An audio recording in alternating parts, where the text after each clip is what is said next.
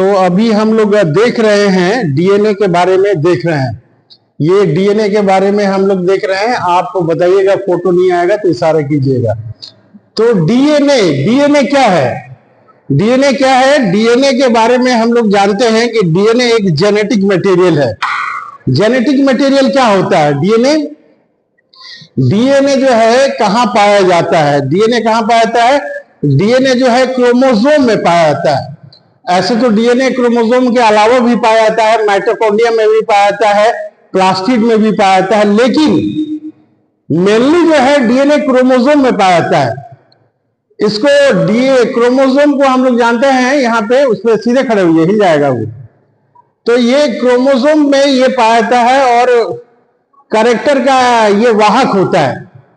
कुत्ता का बच्चा कुत्ता होता है, आदमी का बच्चा आदमी होता है। क्यों होता है? क्योंकि एक कुत्ते से दूसरे कुत्ते में उसका डीएनए जाता है। एक आदमी का बच्चा हाथी क्यों नहीं होता है?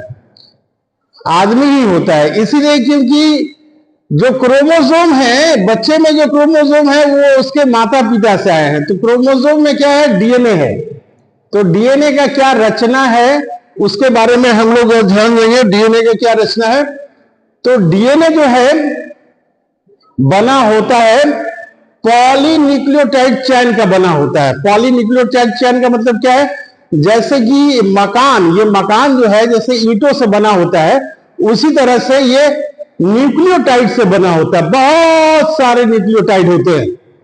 तो न्यूक्लियोटाइड जो है का बना होता है, तो ये बहुत सारे न्यूक्लियोटाइड का बना होता है। तो यहां देखिए, ये जो है न्यूक्लियोटाइड का बना हुआ है। तो डीएनए को हम लोग क्या बोलते हैं? Polynucleotide chain. बहुत सारे डीएनए हैं तो इसको क्या बोलते हैं? पॉलीन्यूक्लियोटाइड चेन बोलते हैं। तो डीएनए मेनली क्या कैसे बना है? वो न्यूक्लियोटाइड से बना हुआ है। जैसे मकान ईंटों से बना हुआ है, उसी तरह से डीएनए जो है बना है न्यूक्लियोटाइड से बना हुआ है। अब हम लोग देखते हैं यहां पे कि न्यूक्लियोटाइड जो है, ये न्यूक्लियोटाइड क्या चीज से बना हुआ है? तो ये न्यूक्लियोटाइड जो है दो चीजों से बना हुआ है। पहला चीज है न्यूक्लियोसाइड और दूसरा जो है फॉस्फेट होता है आपका। तो ये न्यूक्लियोटाइड जो है दो चीजों से बना है, न्यूक्लियोसाइड से और फॉस्फेट से बना है। और ये न्यूक्लियोसाइड जो है क्या चीज से बना हुआ है? न्यूक्लियोसाइड बना हुआ है बेस से बना हुआ, बेस। और जो है ये बना है शुगर से बना हुआ है। तो हम लोग ये भी कह सकते हैं कि ये न्यूक्लियोटाइड जो है तीन चीजों से बना है। पहला हम लोग बोलेंगे बेस से बना है, दूसरा बोलेंगे शुगर से बना है, और तीसरा बोलेंगे फॉस्फेट से बना है। तो हम लोग जो है दो तरीकों से बोल सकते हैं कि ये न्यूक्लियोटाइड जो है न्यूक्लियोसाइड से बना है और फॉस्फेट से बना है। या तो हम ये भी बोल सकते हैं कि ये न्यूक्लियोटाइड जो है बेस से बना है और जो है शुगर से बना है और फॉस्फेट से बना है। चाहे तो हम लोग बोलें कि तीन कंपोनेंट से बना है, चाहे तो हम बोल सकते हैं कि ये दो कंपोनेंट से बना है। जब दो कंपोनेंट बोलेंगे तो क्या बोलेंगे हम लोग? कि ये न्यूक्लियोसाइड से बना है और फॉस्फेट से बना हुआ है। जब तीन कंपोनेंट बोलेंगे तो क्या बोलेंगे हम लोग? बेस से बना हुआ है और शुगर से बना हुआ है और ये फॉस्फेट से बना हुआ है। तीसरा फॉस्फेट हो जाएगा। अब हम लोग आते हैं ये बेस के बारे में। बेस कितनी तरह की होती है? देखिए, ये बेस जो है, बेस ये दो तरह की होती है। एक बेस को हम लोग बोलते हैं प्यूरिन और दूसरे को बोलते हैं हम लोग पैरिमिडिन। एक को बोलते हैं प्यूरिन और दूसरे को बोलते हैं पैरिमिडिन। देखिए, ये स्ट्रक्चर जो है, नाम इसका जो है प्यूरिन छोटा है, लेकिन इसका स्ट्रक्चर जो है डबल रिंग आपका होगा, स्ट्रक्चर बड़ा होता है। ये पैरिमिडिन नाम है, नाम बड़ा है लेकिन इसका स्ट्रक्चर जो है सिंगल रिंग होगा, इसका स्ट्रक्चर छोटा होता है। तो प्यूरिन में दो तरह के बेस आते हैं। एक तो आते हैं एडिनिन, जिसको ए से डिनोट किया जाता है, दूसरा आता है ग्वानिन, जिसको जी से डिनोट किया जाता है। तो प्यूरिन में दो तरह के बेसेस हो गए, एडिनिन और ग्वानिन। और पैरिमिडिन में जो है दो तरह के बेसेस हैं, साइटोसिन और थाइमिन।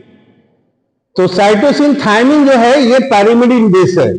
ये थाइमिन जो है आरएनए के केस में ये यूरेसिल होता है, आरएनए के केस में ये यूरेसिल होता है।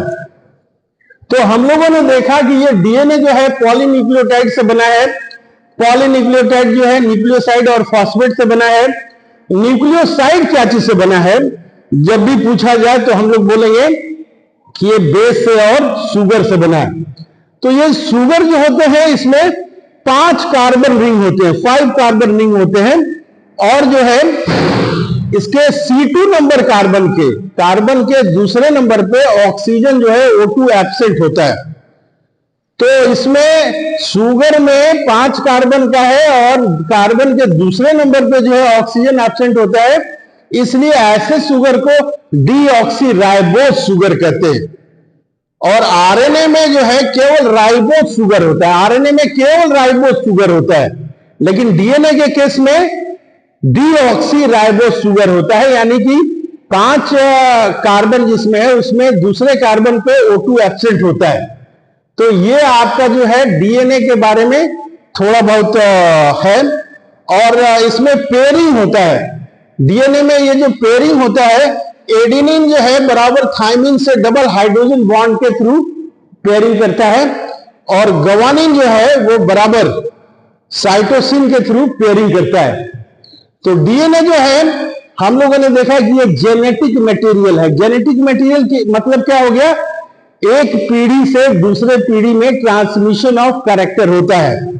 Transmission of character from one generation to another generation is known as heredity. तो ये डीएनए हेरिडिटी के लिए वेरिएशन है।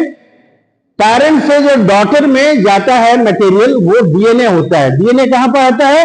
डीएनए मेनली क्रोमोसोम में पाया जाता है।